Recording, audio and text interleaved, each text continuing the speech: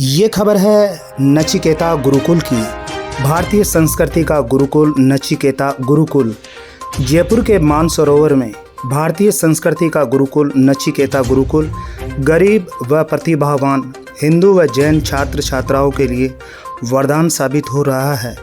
इस गुरुकुल में कक्षा 11, 12वीं और प्रथम वर्ष में 80% से ज़्यादा अंक लाने वाले विद्यार्थियों को चयनित किया जाता है।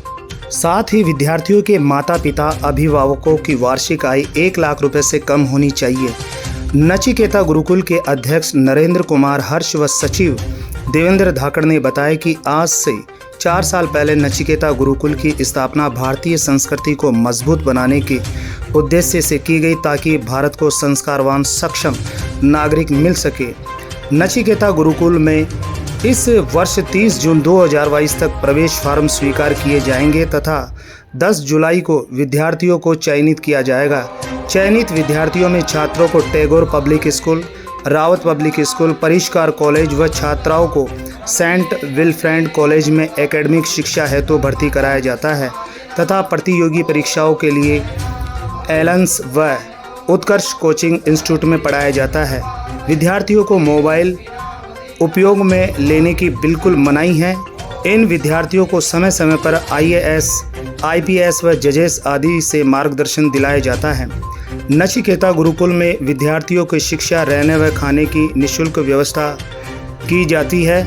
नचिकेता गुरुकुल की महिला शाखा प्रभारी वंदना मेहरोत्रा ने बताया कि नचिकेता गुरुकुल छात्राओं के लिए बहुत ही सुरक्षित स्थान है। विद्यार्थियों को सुबह शाम पूजा आरती कराई जाती है, योग व व्यायाम करवाया जाता है। नचिकेता गुरुकुल में एडमिशन संबंधी जानकारी देवेंद्र धाकड़, जिनके मोबाइल नंबर है 9414696668 पर संपर्क किया जाता है। नचिकेता गुरुकुल का उद्देश्य है कि यहाँ पर पढ़े विद्यार्थियों का सिविल सेवा, राजस्थान प्रशासनिक सेवा, इंजीनियरिंग, डॉक्टर सेवाओं में अधिक से अधिक चयन हो। वरिष्ठ पत्रकार VV जैन के साथ दिल्ली क्राइम प्रेस से मैं पत्रकार ब्रिजेश कुमार नावरिया। सभी दर्शकों से निवेदन है कि इस चैनल को ज़्यादा से ज़्यादा सब्सक्राइब कर लाइक, शेयर व कमेंट जरूर करें। नमस्कार। नचिकेता गुरुकुल के जो अध्यक्ष हैं वो हमारे पास में हैं। दूसरी बात दर्शकों, ये भवन है, ये भवन भी इन्हीं का है। ये भवन पढ़ने वाले बच्चों के लिए ये समर्पित इस भवन को कर चुके हैं। कार्यक्रम की शुरुआत सबसे पहले परिचय से करेंगे, तो सबसे पहले आप अपना परिचय दीजिए। मेरा नाम नरेंद्र कुमार हर्ष है और नचिकेता गुरुकुल का अध्यक्ष हूँ और सभी दर्शकों को मेरा नमस्कार है।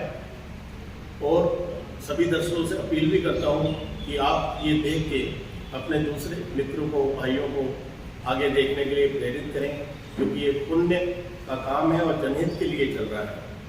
मैं आप सभी को बताना चाहता हूँ कि ये नचिकेता गुरुकुल, इसमें आर्थिक रूप से जो कमज़ोर बच्चे हैं, हम 1314 तहसील से उन बच्चों को इनवाइट करते हैं और हमारा जो मापदंड है उनके अनुसार उन बच्चों का सिलेक्शन होता है। जो गुरुकुल के नियम के अंतर्गत बच्चे सिलेक्ट होते हैं, उनको यहाँ रहना, रुकना, खाना पीना, स्कूल की फीस, किसी भी प्रकार का कोई भी खर्चा उनका निजी नहीं होता। ये सब नचिकेता गुरुकुल वहन करता है। अब आप पूछेंगे नचिकेता गुरुकुल कैसे वहन करता है, कौन वहन करता है? तो यहाँ जुडिशियल भी हैं, IAS IPS भी हैं और काफ़ी भामाशाह लोग हैं। जो भामाशाह लोग हमें कम से कम 5100 रुपये का शुल्क हमें साल में 1 बार 2 बार वो लोग देते हैं, प्लस हर महीने का जो खर्चा है हमारा वो करीब 35,000 है। तो वो भी कोई ना कोई भामाशाह आके अपनी स्वेच्छा से देता है।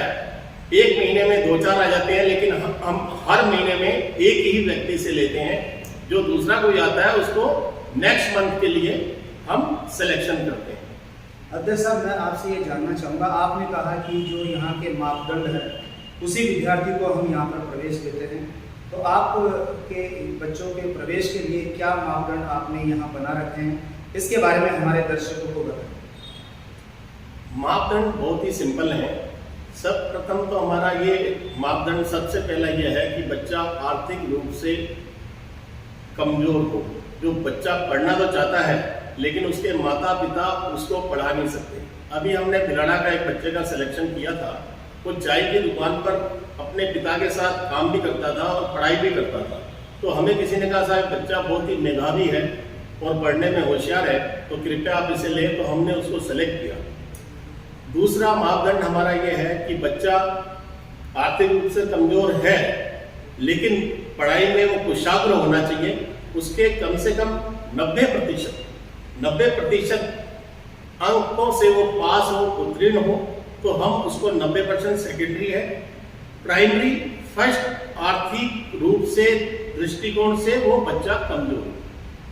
दो मापदंड आप बता रहे हैं। एक तो आर्थिक दृष्टि से जो कमजोर बच्चे हैं, माँ बाप जिनको पढ़ा नहीं सकते लेकिन बच्चा पढ़ने में होशियार है, तो आप उसे इस गुरुकुल में प्रवेश देते हैं। आपने दूसरी बात बताई कि 90% अगर अंक आते हैं तो उसको भी आप प्रवेश करा देते हैं। दूसरी बात आपने ये भी कही कि जो हमारा जो प्रबंधन का जो कार्य है ये भामाशाहों के द्वारा होता है। बहुत ही अच्छी आपने बात बताई। मैं अब आपसे अध्यक्ष महोदय ये भी जानना चाहूँगा, इस गुरुकुल को लेकर आगामी आपकी क्या योजनाएं हैं, इसके बारे में भी हमारे दर्शकों को आप बताएं। इस गुरुकुल के आगामी योजनाएं बहुत पवित्र हैं।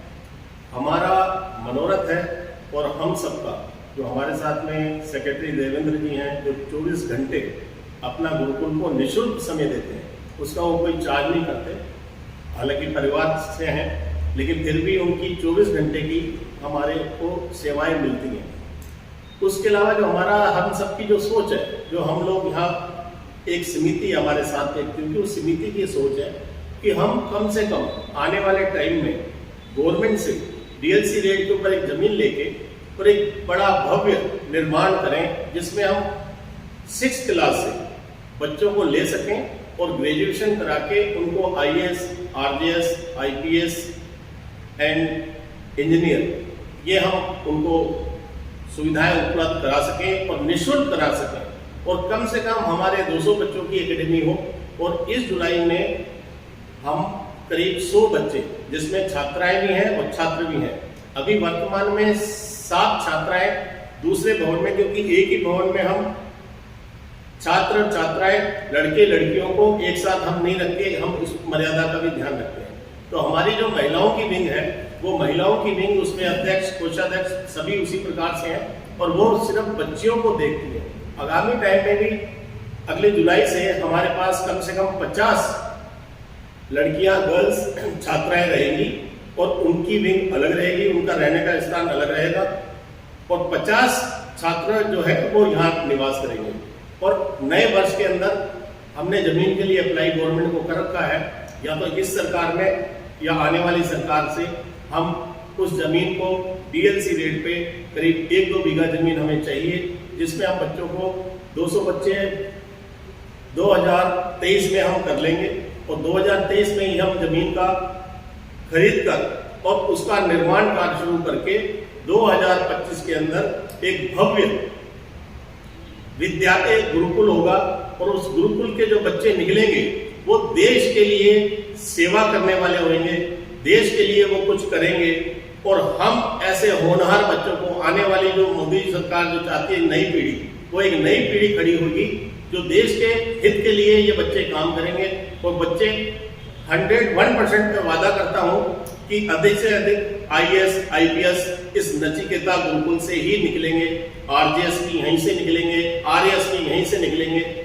और अभी जो बच्चे हमारे हैं, पिछले वर्ष 99 से लेके 93% मार्क्स लेके आए हैं। आज हमारा एक ही बच्चा साइंस का था जो 95%, जिसका नाम प्रदीप है और साइंस का एक ही विद्यार्थी था, उसकी डॉक्टर बनने की इच्छा है। तो हम वो भी कोशिश कर रहे हैं कि बच्चे की चॉइस के हिसाब से वो क्या चाहता है, क्या बनना चाहता है। तो हमारा आगामी कार्यक्रम ये भी रहेगा कि डॉक्टर भी हमारे यहाँ से बन के निकले। दिल्ली क्राइम प्रेस से ब्रजेश जी नावरिया, जिन्होंने खुद ने आगे चल के इस गुरुकुल का प्रचार करने के लिए, इस गुरुकुल की, क्योंकि ये चौथा स्तंभ है, तो उसकी मदद करने के लिए ब्रजेश जी अपनी टीम के साथ आए हैं। मैं इनकी पूरी टीम को हृदय से, नचिकेता गुरुकुल की तरफ से और हम अपने समस्त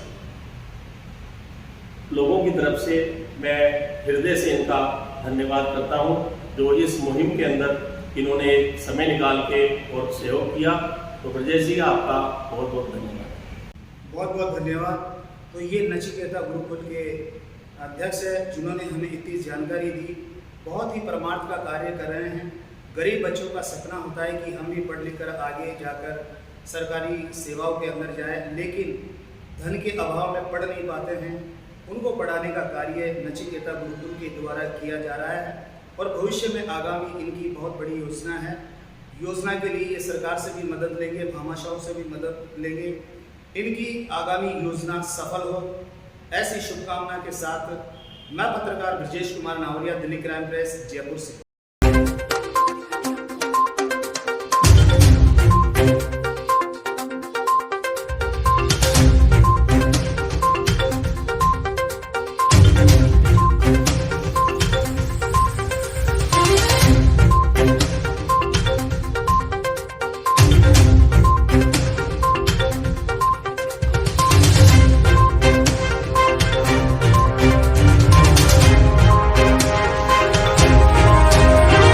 देवेंद्र जी, नचिकेता गुरुकुल की स्थापना कब हुई, इसके बारे में विस्तार से बताएं।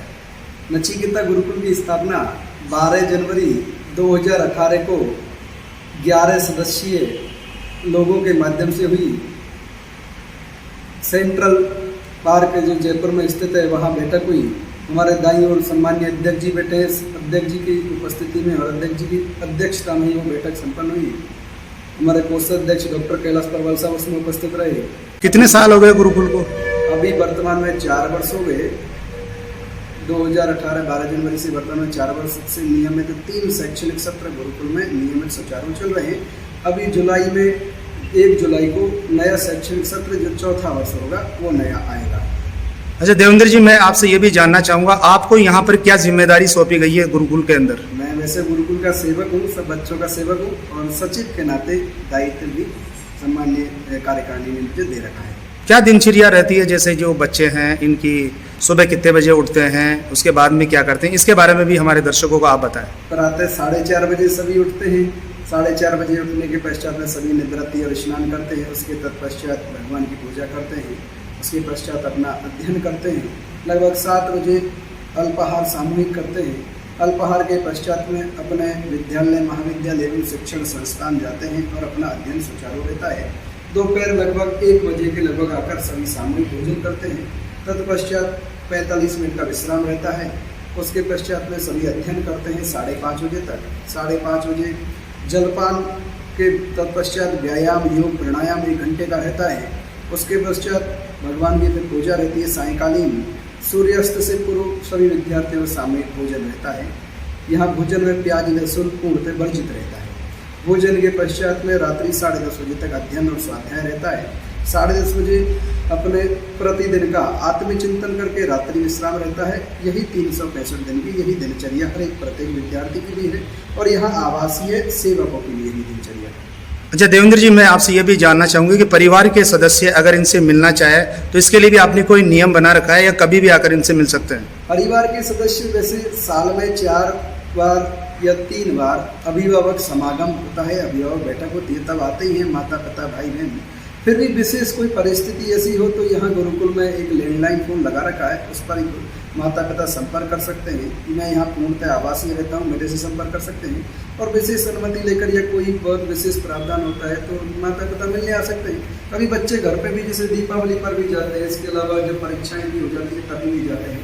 बीच में कोई विशेष परिस्थिति में भेजा जाता है। इस गुरुकुल में सबसे अच्छी बात क्या है, फ़ोन वर्जित गुरुकुल है। कोई भी फ़ोन नहीं है, किसी विद्यार्थी पर नहीं है। यहाँ पूर्णतः फ़ोन मुक्त है। ऐसा नहीं है कि यहाँ टेक्नोलॉजी नहीं है। विद्यार्थियों की शिक्षा के लिए लैपटॉप भी है, कंप्यूटर भी है, कुछ टैबलेट भी है। यहाँ पूरा वाईफाई कनेक्शन है इस पूरे पुस्तकालय में। सिर्फ विद्यार्थियों का विकास अच्छी दृष्टि से हो, अच्छी दिशा में हो। गलत दृष्टि और गलत दिशा से टेक्नोलॉजी का उपयोग न, इसलिए कुछ फ़ोनों को बंद कर रखा है।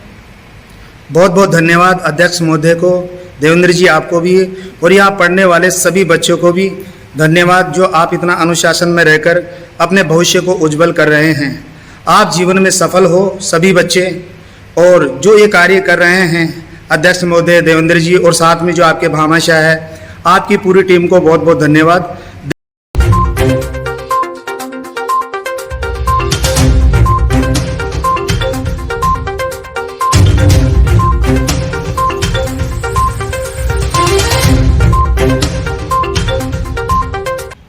ये सभी विद्यार्थी गुरुकुल में यहाँ अध्ययन कर रहे हैं। आइए इनसे कुछ वार्तालाप करते हैं। जी, आपका नाम?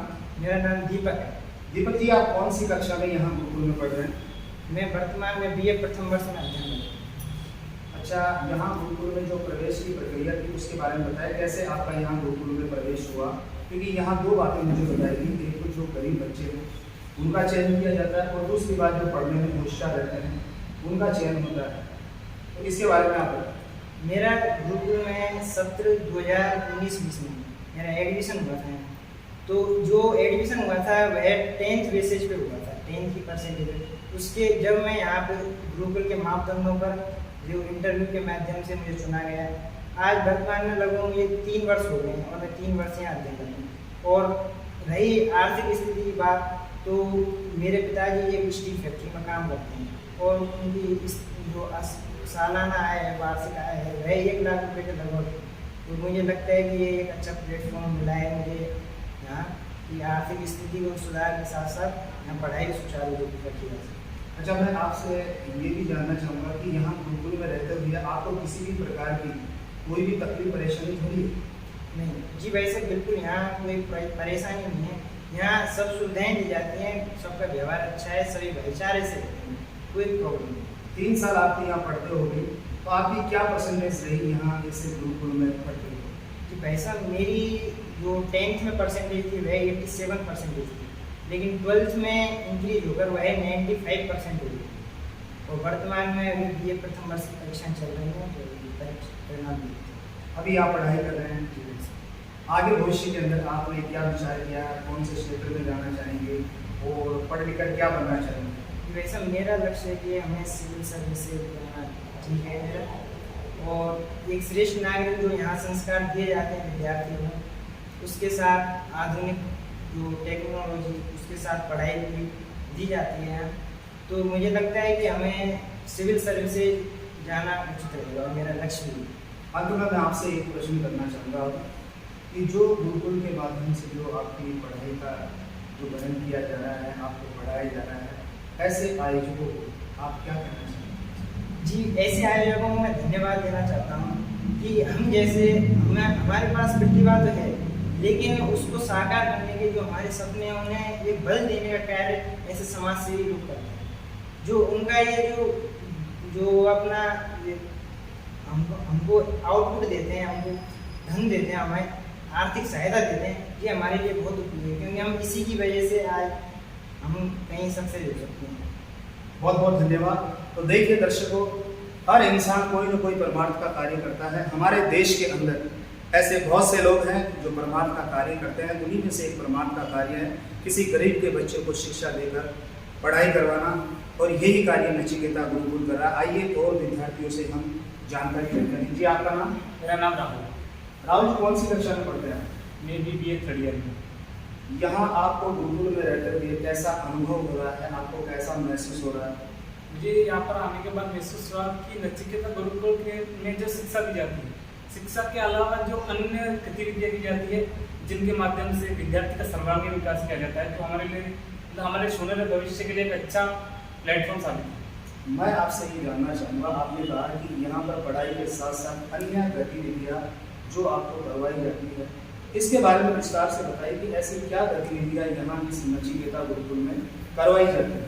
यहाँ पर जिससे शारीरिक व्यायाम वाली गतिविधियाँ की जाती है और भाषण प्रतियोगिता, निबंध प्रतियोगिता, अन्य अन्य गतिविधियाँ की जाती है, जो मानव के श्रेष्ठ जीवन के लिए बहुत ज़रूरी है। व्यायाम करना भी बहुत ज़रूरी है।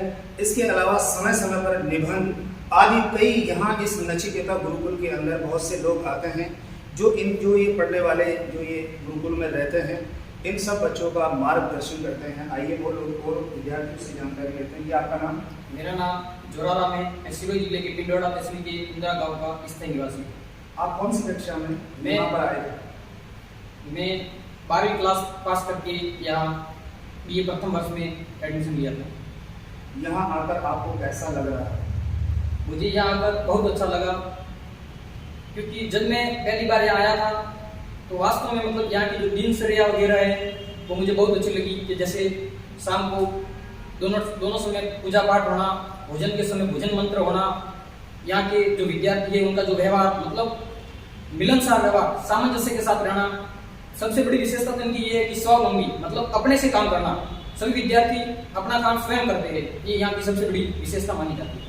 अच्छा, मैं आपसे ये भी जानना चाहूँगा कि इस नचिकेता गुरुकुल के बारे में आप अन्य लोगों को बताना चाहेंगे कि भाई यहाँ एक ऐसा गुरुकुल है जो गरीब बच्चों को पढ़ाते हैं और संस्कार भी देते हैं, तो क्या लोगों को आप कहना चाहेंगे?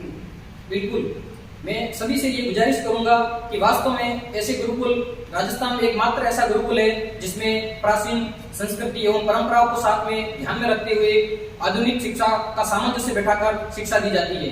तो हमें ये ध्यान में रहना चाहिए भाई सभी को। मैं इसके माध्यम से कहना चाहूंगा कि सभी लोगों से निवेदन है कि वह अपने विद्यार्थियों का जो 10th क्लास में 80% से अधिक है या 12th क्लास में 80% से अधिक है तो उन विद्यार्थियों का एडमिशन किया जाता है, तो उन्हें एक फॉर्म के माध्यम से यह एडमिशन करना पड़ेगा। उसके बाद में साक्षात्कार होगा और लिखित परीक्षा होगी, उसके बाद में उनका यहाँ दाखिला होगा।